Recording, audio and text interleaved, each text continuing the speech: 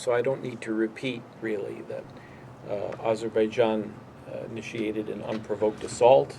Karabakh Defense Forces have largely repelled that assault, and unfortunately the assault is probably more severe than anything we've seen in the last 20 years since the ceasefire was declared. So Karabakh and Armenia have taken corresponding actions, including mass mobilization. There have been town meetings throughout the NKR and in adjoining border regions of Armenia. And it's very encouraging to see the civilian population so ready to jump back into the fray and express its readiness to volunteer. But Vartan, when we make sense of the situation, we need to also make sense of it more broadly, geopolitically. And here I think we need to talk about what has changed. For the last 20 years, since the ceasefire began, there have been border violations by Azerbaijan intermittently, but nothing like this. For 20 years there were skirmishes, there were incursions, but they were usually done by a few snipers over a localized area using automatic rifles or machine guns. Now you have a situation where the incursions are not every 3 to 6 months. They're every other week, if not more frequently.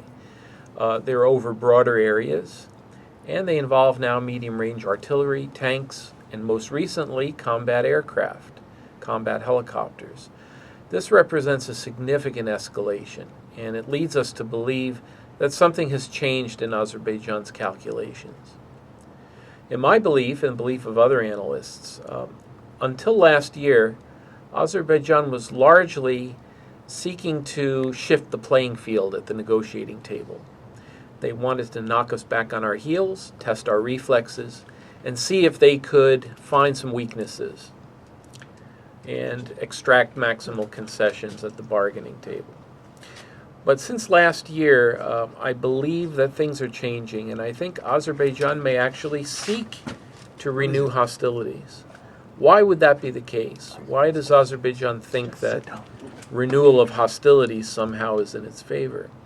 I think it has to do more with Azerbaijan's domestic situation than anything related to Armenia or the region. Specifically, Azerbaijan, the Aliyev regime is facing tough times domestically. Their economy is largely pegged to oil and gas.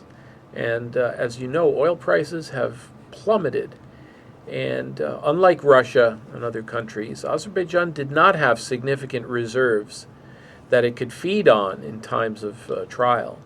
So now in these times of trial, Azerbaijan is facing massive unemployment, civilian unrest, political dissidents. Aliyev is really concerned about maintaining his hold on power. And I think many of us know that when you face domestic unrest, one important safety valve is to create a diversion, create a war that distracts your public from the domestic problems at hand and creates a bogeyman, a common enemy outside, in this case, Karabakh Armenians. I believe that is what is motivating Aliyev, and that is why this situation is very dangerous and precarious for us. On one hand, I believe and understand the Karabakh authorities when they say, for every incursion the Azerbaijanis make, we're going to hit them back twice as hard. That is the best deterrent.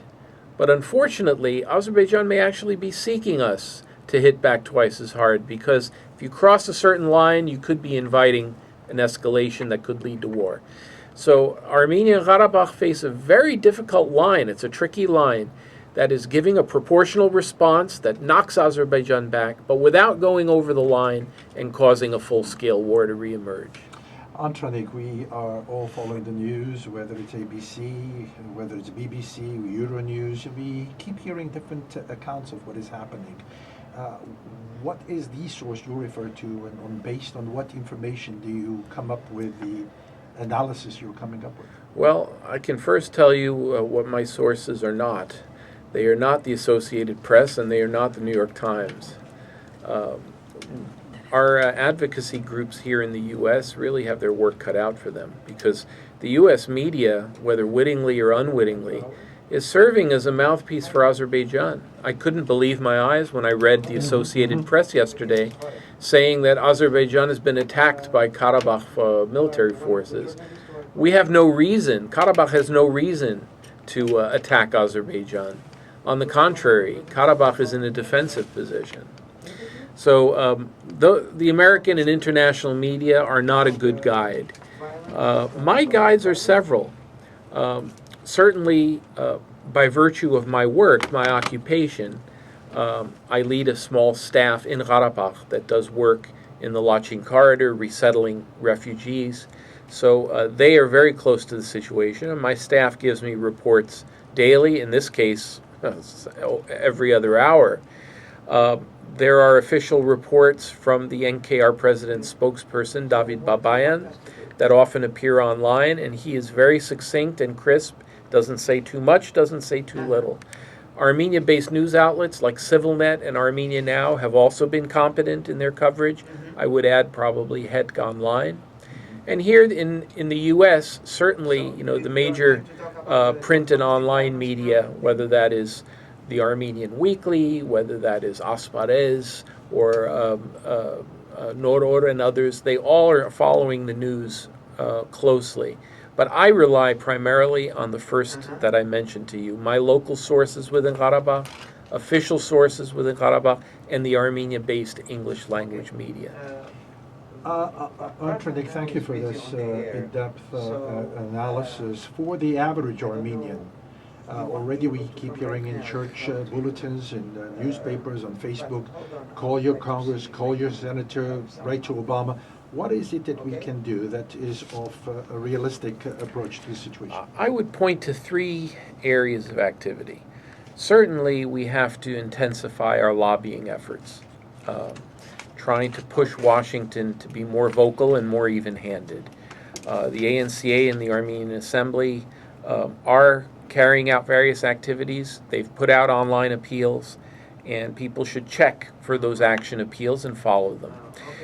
But there is a second and a third area that need much more attention. Second is we need to do more anti-defamation work. That is, we need to organize meetings with the editorial boards of AP, the editorial boards of the New York Times. Our advocacy groups need to sit down with them, give them the benefit of the doubt, assume that they're relying on misinformation or there's been some shoddy reporting. Don't assume that there's an agenda here. Assume that they're simply not up to the task, and meet with them and try to bring them up to speed. The third area that we've got to work on is, to the extent possible, help shape facts on the ground in Karabakh. Okay. When I say facts on the ground, yes, of course, if you're willing to go there and fight and go there and volunteer, please do.